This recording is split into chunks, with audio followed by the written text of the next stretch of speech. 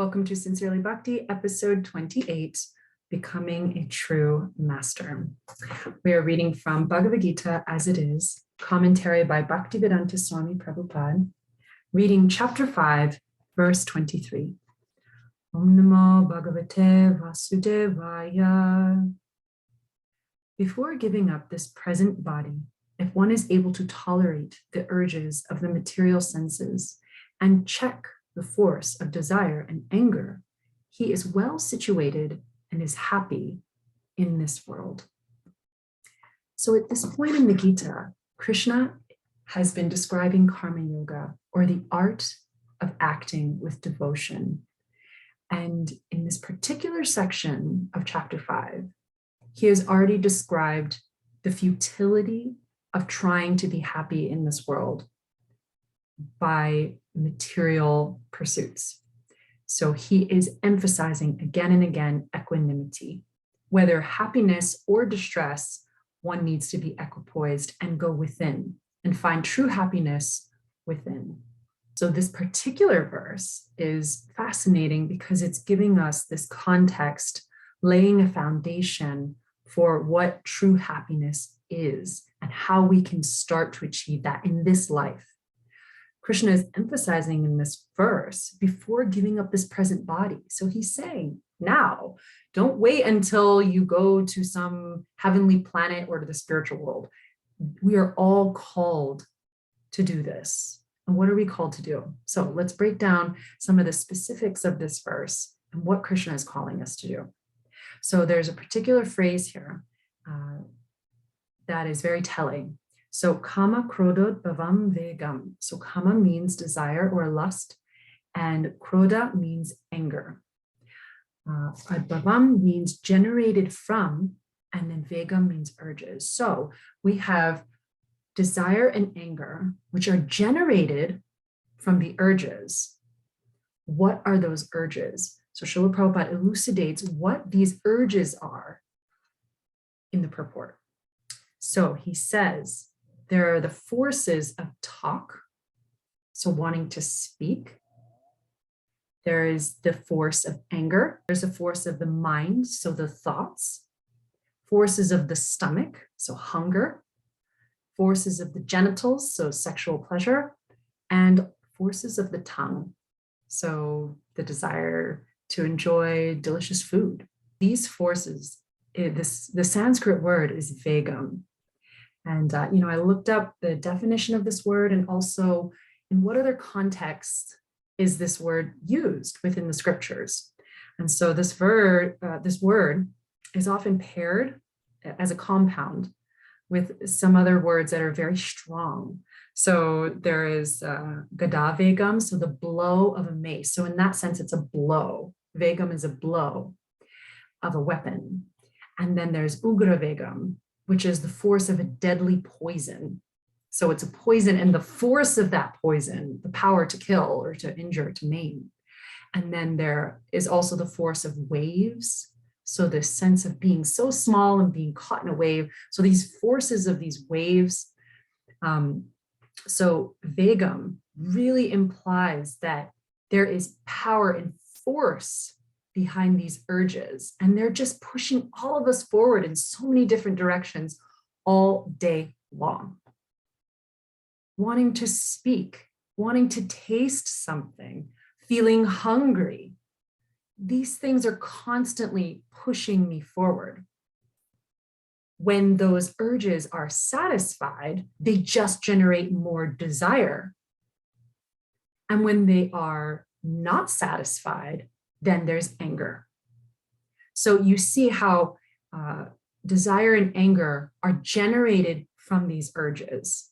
So we have to look at the root of these urges and how do we actually control them? How do we actually not be pushed around like a piece of flotsam in the ocean, just constantly moved around and having no control? And Srila Prabhupada emphasizes that one needs to become a Swami. So someone who can control the senses is called a Goswami, or to control these urges. So often in the spiritual tradition, Those who are spiritually advanced are given the title of Swami or Goswami because they're recognized as those who can control the urges. This is so practical.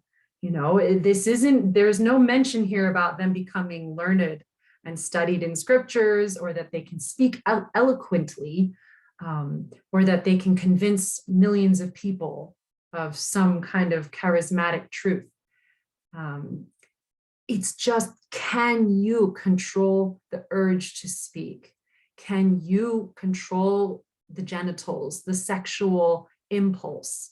Can you do that in a healthy manner? And so that's really a key point here, because often in spiritual circles, the word control has a connotation that I'm going to suppress this desire to speak or for sexual pleasure or anything like that. It means I'm going to suppress.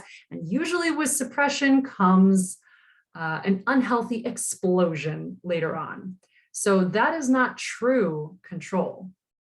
That is suppression. So the translation of the word control in English is the power to influence or direct people's behavior or the course of events. So that definition is more connected to the word Ishvara in Sanskrit, which is this supreme controller, that God is somehow the supreme controller, or Parameshvara. But the word here that we're looking at is not so much this all-powerful control, it is more becoming a master. Swami means to become a master. And if we look at the etymology of the word control, it actually goes back to keeping accounts. I know where things are, I know where things belong, like a sense of management.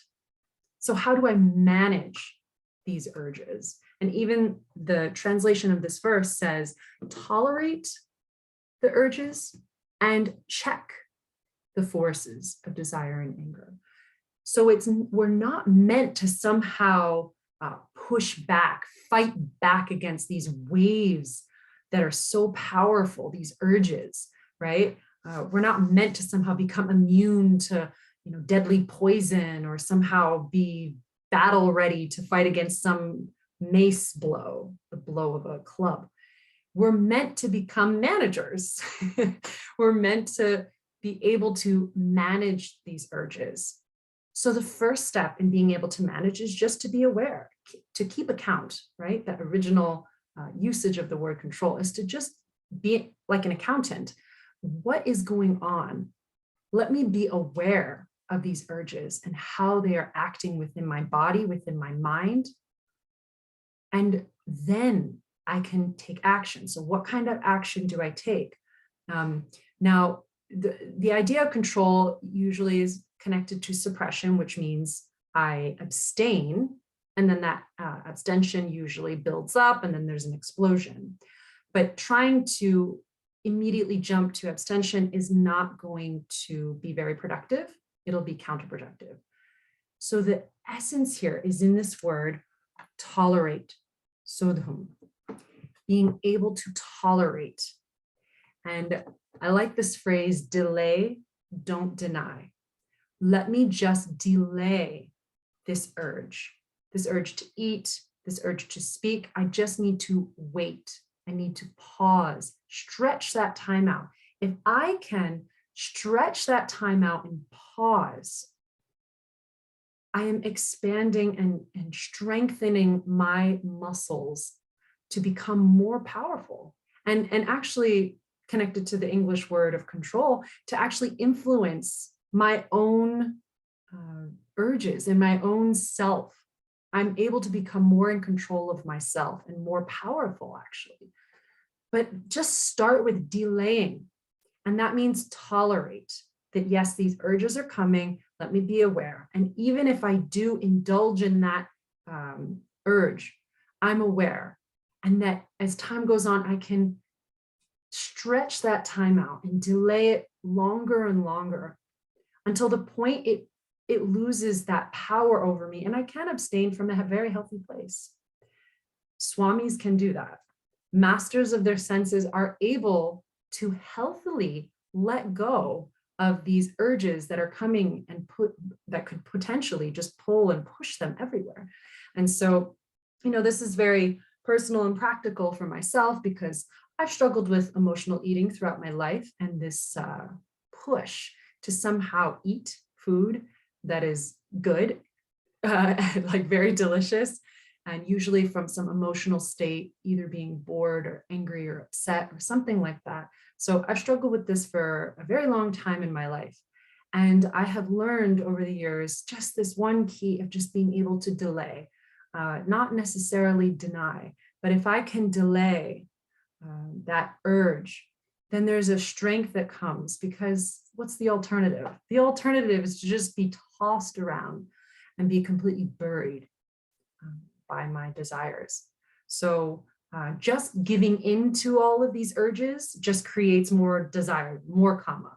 And if I try and if they're not satiated, Srila Prabhupada mentions, if they're not satiated, then there's anger. So what do? It almost feels like lose-lose, no matter what you do. So the essence here is to tolerate. So being able to tolerate these urges, become aware, take an accounting of what is actually happening, become more conscious, become the witness. That is the key. That's the first step in becoming a Swami in the healthiest way. And we are all called to do this. Krishna is emphasizing to Arjuna and to all of us before giving up this present body. So we're all meant to do this in this life. Before giving up this body, you should do this. This is really important because you'll ultimately be happy if you're able to do this. This is the foundation for happiness in this world, is to be able to tolerate these urges. So those are my reflections on what it truly means to become a true master. And thank you for tuning in to Sincerely Bhakti. I'll see you next time.